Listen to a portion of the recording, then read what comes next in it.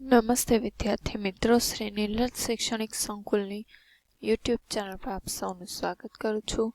આજે આપણે ધોરણ 10માં ગણિત વિષયમાં પ્રકરણ નંબર 8 છે ત્રિકોણમિતિનો પરિચય, તેના વિશે અભ્યાસ કરવાનો છે. તો આપણે કે અગાઉના ધોરણમાં ત્રિકોણને એના પ્રકારો વિશે અભ્યાસ કરી ચૂક્યા છે કે સમબાજુ ત્રિકોણને વિષમબાજુ બાજુના આધારે જોઈએ. દ્વિબાજુને અને જો ત્રિકોણમાં એક ખૂણો કાટકોણ હોય તો તેને શું કહેવાય? તો કે કાટકોણ ત્રિકોણ. જો કેવો ત્રિકોણ છે? કાટકોણ. શું કામ? કે આ ખૂણો કેવો છે? કાટખૂણો. કાટખૂણો એટલે કેટલાનો હોય? તો કે 90 અંશનો. એ તો આપણને ખ્યાલ જ છે.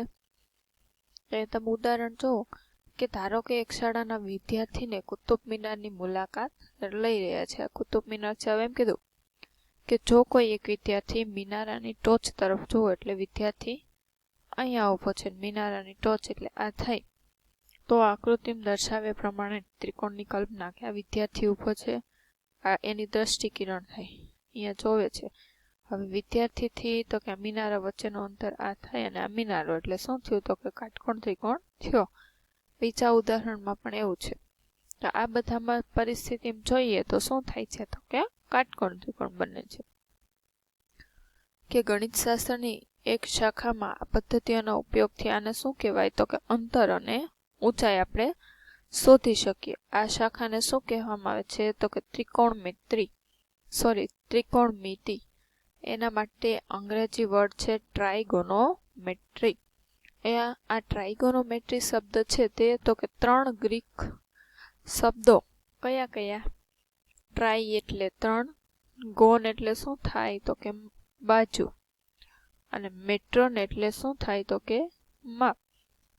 એ સંયોજનથી બનેલા આપણને ખ્યાલ ને, જીઓમેટ્રી આપણે કહેતા ને, ભૂમિતિ. જીઓ એટલે ભૂ કે જમીન, ભૂમિ, અને મિતિ એટલે મેટ્રોન એટલે માપ.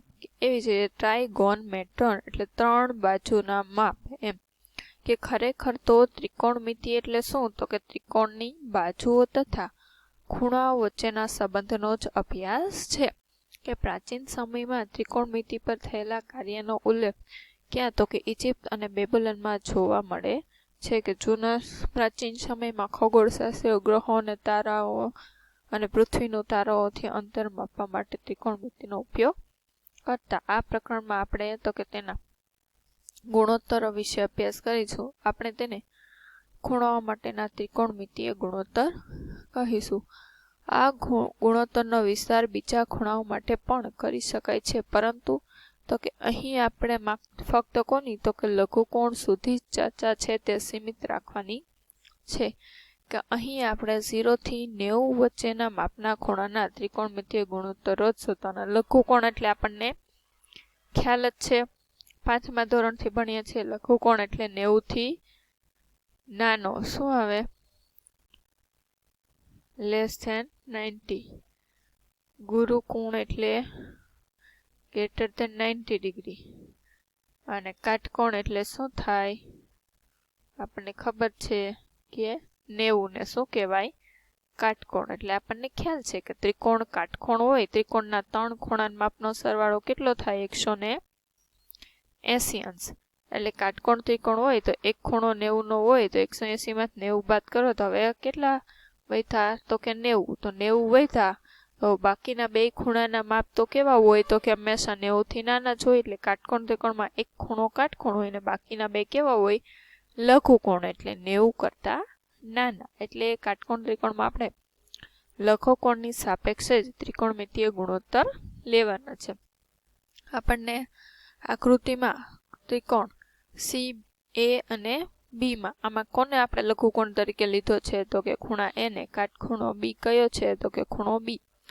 મને ખબર છે કે કાટકોણ ત્રિકોણમાં કર્ણ એટલે શું? તો કે કાટખૂણાની જે સામેની બાજુ હોય એને કર્ણ કહેવાય ને, સૌથી મોટી બાજુ હોય છે. આને શું કહેવાય?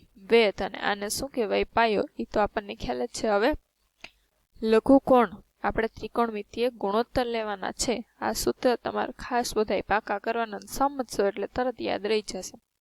કે ખૂણો એની સાપેક્ષે, તો ખૂણો એ છે એની સામેની બાજુ તો શું થાય તો અહીંયાથી આપણે સામેની સીધો લીટો દોરવાનો ક્યાં અડે છે કે આ બાજુને સામેની કઈ થશે તો કે બીસી અથવા તો સીબી કોઈ પણ લઈ શકો એ ખૂણાની સામેની બાજુ કહીશું। ત્યારબાદ એસી તો આપણને ખ્યાલ જ છે શું છે તો કે એ કર્ણ ખૂણો સી લ્યો તોય કર્ણ ઈ જ રહે, એ લેશો તો પણ ઈ જ રહે કે કાટખૂણાની જે સામેની બાજુ હોય કાટખૂણામાંથી આમ સીધો લીટો દોરો બે ખૂણા વિભાજિત કરે એને શું કહેવાય કર્ણ, અને ખૂણા એ નો ભાગ છે તેથી ખૂણા એની હવે શું થાય પાસેની બાજુ કઈ થશે તો કે આ જ થવાની શું કામ કારણ કે આ તો શું છે એક તો કર્ણ છે તો આ શું થશે તો કે ખૂણા એની પાસેની બાજુ કઈ થશે તો કે એ બી। તમે ત્રિકોણ આમ પણ દોરી શકો, આપણને આમ વધારે અનુકૂળતા રહેતી આમ દોરવાનું સી બી અને એ જોજી આ ખૂણો એ છે આ એસી શું થયું કર્ણ જ થયો। હવે ખૂણા એની સામેની બાજુ કઈ થશે બીસી, આમાં તે બીસી જ આવી અને પાસેની કઈ આવે તો કે આ આપણે બે પાસેની ગણી શકીએ ખૂણા એની એક તો એસી કહેવાય નહીં બીજી કઈ કહેવાય એ બી જે બે ખૂણો બનાવે છે પણ એકને તો આપણે એમાં શું છે કર્ણ જ છે એટલે બાકી વહીતી કઈ એ બી ઈ એની પાસેની બાજુ। હવે જો તમે ખૂણો સી લેશો તો ખૂણા સી માટે સામેની બાજુ અહીંયા ફરી જશે, સી માટે સામેની કઈ થઈ જશે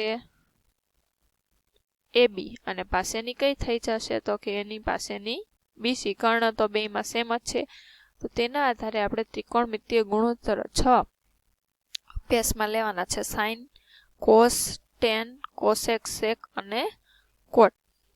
તો ખૂણો એ છે એની સાપેક્ષે આપણે લઈશું કે ખૂણો એ નો સાઈનો આને શું વચાય સાઈનો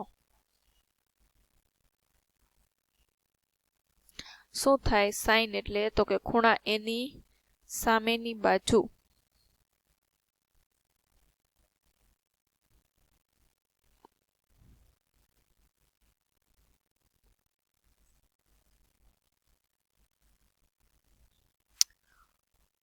અહીંયા સાઈન લખો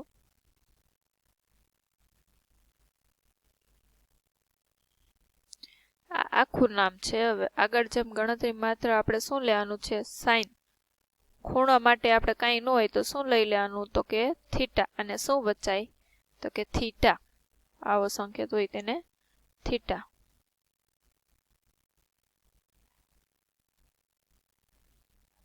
અથવા સાઈન એ, હવે આપણે ખૂણા તરીકે એ લીધો છે એટલે અહીંયા સાઈન એ કે ખૂણા એનો સાઈન શું થાય તો કે એની સામેની બાજુ, તો એની સામેની બાજુ કઈ થશે બીસી અને કર્ણ તો આપણને ખબર છે કયો એસી એટલે એને સાઈન। પછી કોસાઈનો, કોસાઈનો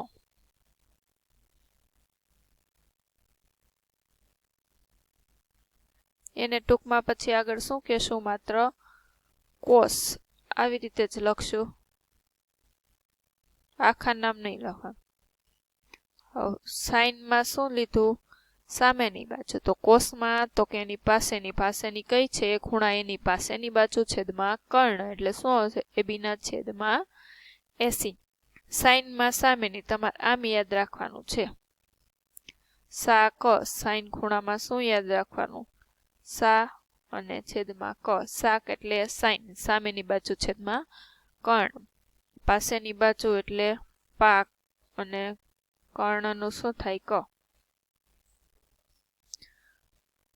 પાસેની બાજુ છેદમાં કર્ણ। પછી જો ત્રિકોણ કોઈ પણ હોય એના નામ ફરતા હોય, અહીંયા તમને ત્રિકોણ પી ક્યુ ને આર આપ્યું હોય તો આ બાજુના નામ ફરી જાય પી ક્યુ, પણ તમારે સામેનું એટલે આમ જોવાનું છે કે અહીંયા તમને ત્રિકોણ બીજો આપ્યો એક્સ વાય અને ઝેડ, તો તમને એમ પૂછે કે ખૂણા એની સાઈન એટલે શું થાય એની સામેની બાજુ, આપણે સાઈનનું સૂત્ર આ જ યાદ રાખવાનું છે કે સામેની બાજુ છેદમાં કર્ણ, ત્રિકોણનું જે નામ આપ્યું હોય એક્સ ઝેડ આપ્યો તેની સામેની કઈ થાય એક્સ વાય ને કર્ણ કયો થશે એક્સ ઝેડ। આવી રીતે મેઇન સૂત્ર આ રાખવાનું સામેની બાજુ છેદમાં કર્ણ, કોસાઈન એટલે પાસેની બાજુ છેદમાં કર્ણ। હવે ટેન્જેન્ટ,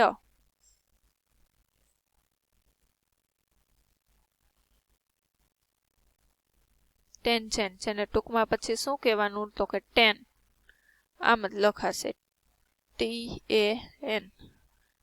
ટેન માટે શું છે તો કે સામેની બાજુ છેદમાં પાસેની બાજુ, એટલે સાબા છેદમાં પાબા આમ લખી નાખવાનું.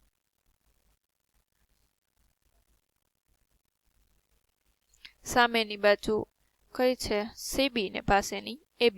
આનું બેયનો ગુણોત્તર ટેન્જેન્ટ શું છે તો કે સાઇન અને કોસનો ગુણોત્તર છે. આમ કે સાઇનના છેદમાં કોસ. જો હજી સાઇનનું સૂત્ર શું હતું તો કે સામેની બાજુ છેદમાં કર્ણ, અને કોસનું શું હતું કે પાસેની બાજુ છેદમાં કર્ણ. હવે આપણને ખબર છે કે છેદનો છેદ અને અંશનો છેદ બેયનો સરખો જ કેન્સલ થઈ ગયું. વધ્યું શું તો કે સામેની બાજુ છેદમાં પાસેની બાજુ, એટલે આ સૂત્ર છે. હવે અહીંયા શું તો કે કોસેકન્ટ,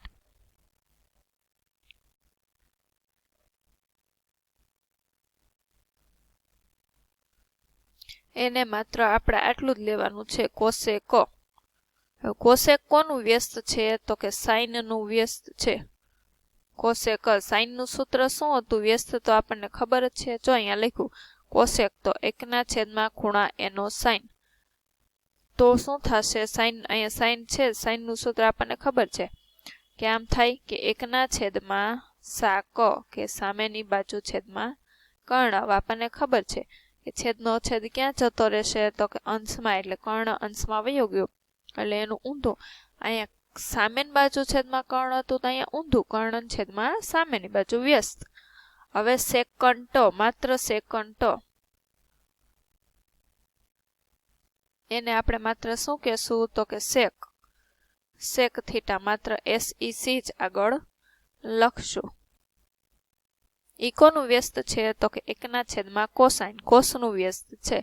તો કોસનું શું હતું પાક, પાસેની બાજુ છેદમાં આપણે કર્ણ હતું, તો આનું માત્ર શું થશે વ્યસ્ત કરી લ્યો, કર્ણના છેદમાં પાસેની બાજુ વ્યસ્ત. હવે કોટેન્જેન્ટ, ઈ કોનું વ્યસ્ત, નામ વાંચીને જ ખબર પડી જાય કે ટેનનું. તો ટેનનું સૂત્ર શું હતું તો કે સામેની બાજુ છેદમાં પાસેની બાજુ હતું, તો અહીંયા પાસેની બાજુ છેદમાં સામેની બાજુ, ઊંધું જ તમારે લેવાનું છે. વ્યસ્ત એટલે તો આપણને ખબર છે ને, અંશ હોય છેદમાં આવે છે, છેદ હોય તે અંશમાં. જો અહીંયા તમને ગણતરી દર્શાવેલી છે કે ટેન શું થાય BCના છેદમાં AB. કઈ રીતે મેં અહીંયા તમને સમજાવ્યું કે ટેન શું છે સાઇન અને કોસનો ગુણોત્તર છે, કે આમ કે સાઇનના છેદમાં કોસ. આ AC કેન્સલ થઈ જશે, વધશે શું તો કે BCના છેદમાં AB. ટેનનું આ સૂત્ર પણ તમારે આગળ ગણતરીમાં આવશે. કોટ એટલે શું થાય આપણને ખબર છે, ટેનનું વ્યસ્ત કોટ છે, તો ટેન સાઇનના છેદમાં કોસ હોય તો કોટ શું થાય, આનું વ્યસ્ત લઈ લ્યો કોસના છેદમાં સાઇન.